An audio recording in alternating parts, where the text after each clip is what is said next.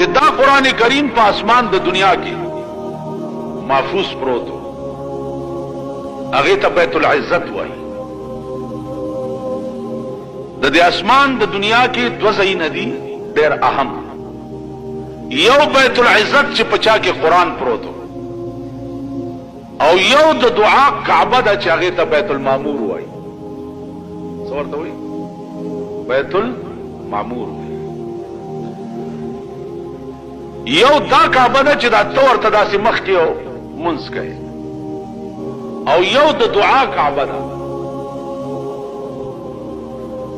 چې د منځ کې دې کعبې ته مخ کړی نه وي نو منځ کېږي.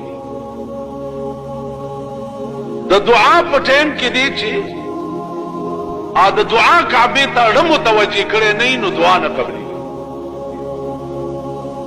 اوس تاسو رښتیا وایي چې دا مونږ خلق منځونه کوو یا دعاګانې کوو، یا په دې پوهېږم چې دا دعا کې توجه کوم طرف ته پکار،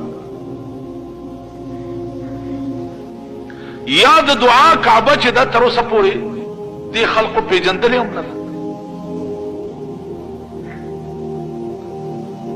اوس که دا خبره زه بیا هم داسې پرېږدم نو هغه د قربانۍ د غوښو خبره به دې جوړه شي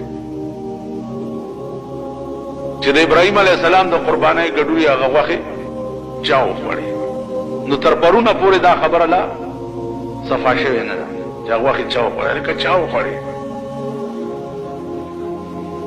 اوس د غوښو در سره ډېر غم.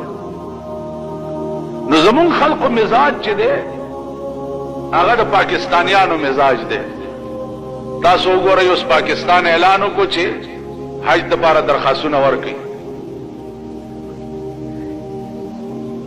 درخواستونه ورکوي، او حج کله دی او درخواستونه کله ورکوي. او کل بلبلیږي 40,000 کسان. نو 40,000 کسانو د پاره 40 میاشتې مخکې اعلان وکړو چې دا پیسې مونږ سره بینک کې جمع کړي چې مونږ د پاره هم تېنه څه سود مود را پیدا شي او څه فایده راته وشي. نو حج کله دی؟ روجې نه وروسته هم ورته بیا 2 میاشتې پاتې که نه جي؟ او دوی د حج درخواستونه اوس نه وغواړي.